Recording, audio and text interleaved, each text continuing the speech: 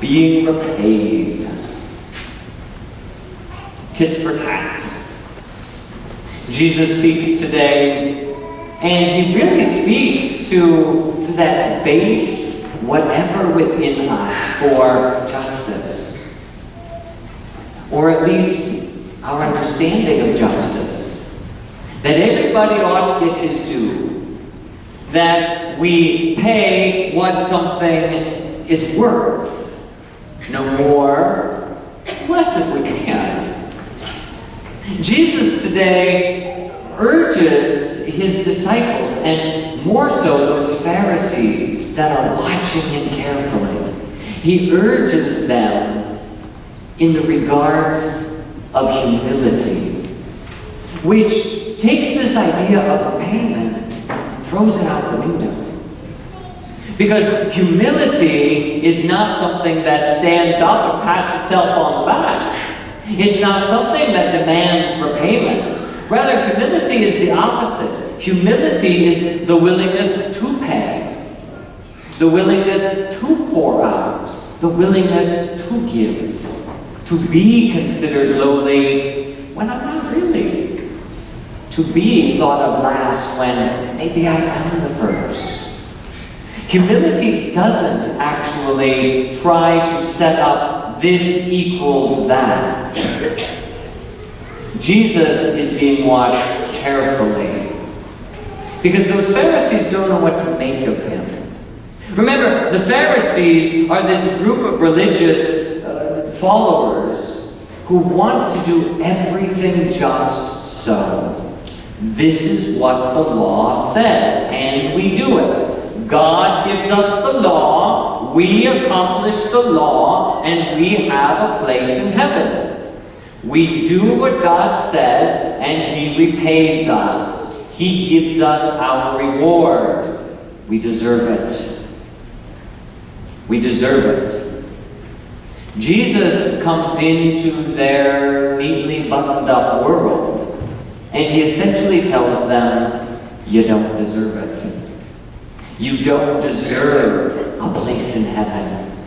You don't deserve to be a part of God's table.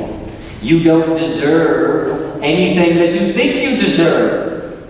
There is a debt and a ransom on your head so big that you could not pay it, no matter how good you were, no matter how much you paid back.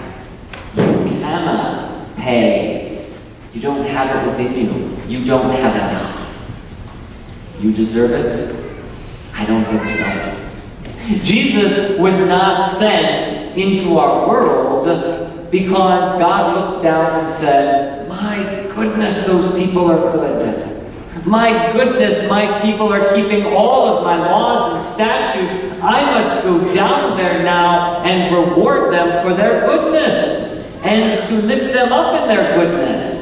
That's not what God said. God looked down and said, my goodness, these people, they have strayed in every way possible. They have failed to keep the laws that I have given them. They have sinned and turned away. I must go down and meet them in their wickedness.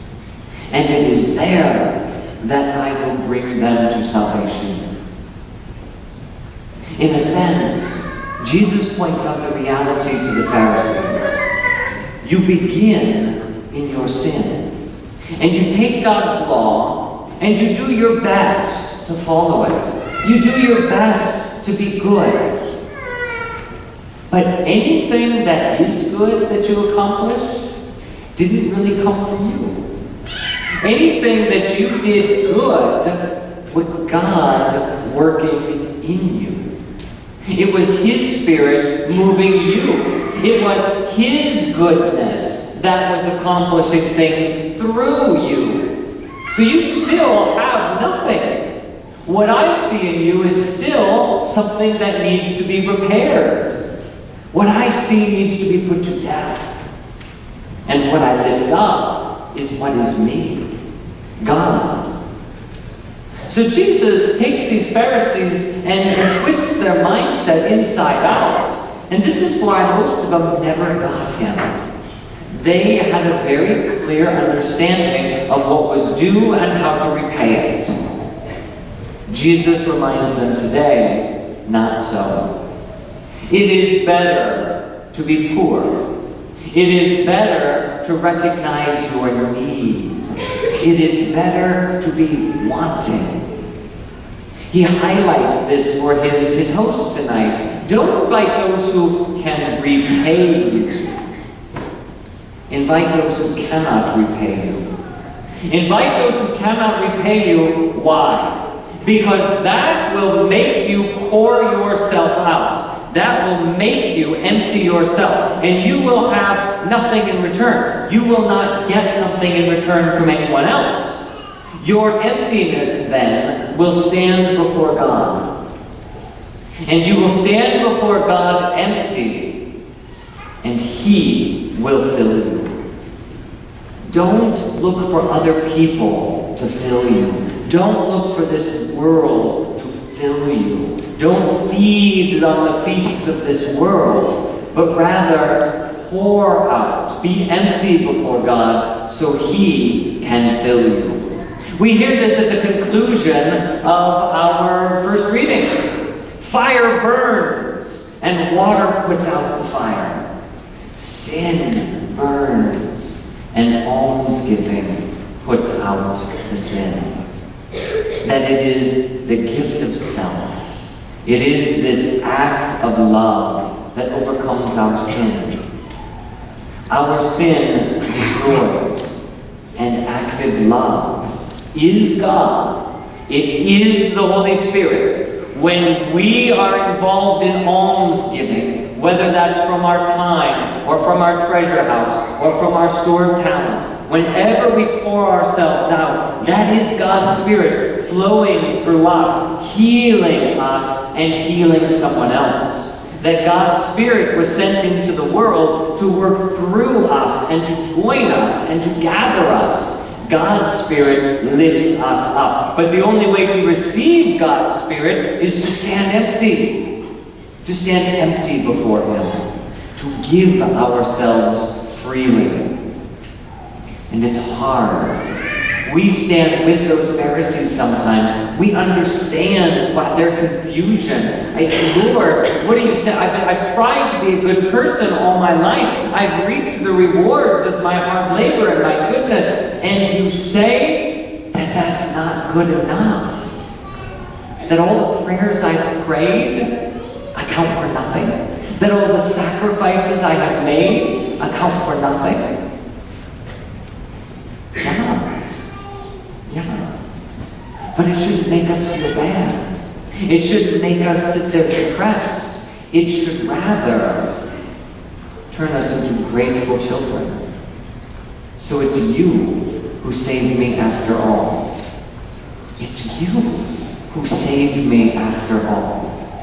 After all of that, I couldn't save myself anyway. And it's you that saved me. And the people of God gather at Mount Zion, we hear today. And they stand in festal gathering. And the blood sprinkled upon them speaks more eloquently than that of Abel. The good deeds that Abel offered to God were not even good enough. It is the blood of the Lamb sprinkled upon us that washes us clean. And so as you and I go forward, we go forward in this new spirit. We go out into the world poor.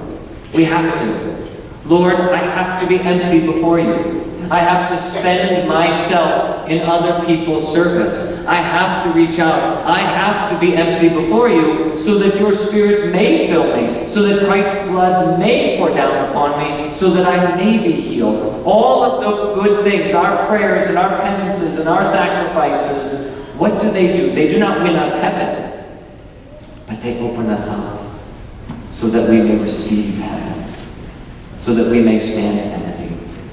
So keep pouring out your prayer. Keep pouring out your sacrifice. Keep pouring out your love. Keep pouring out. Stand empty before the Lord. Because as our psalmist said, God has made a home for the poor. We are empty before him. He fills us. He saves us. It wasn't us, no matter how good we thought we are. Repayment. We don't deserve it. And that makes us grateful.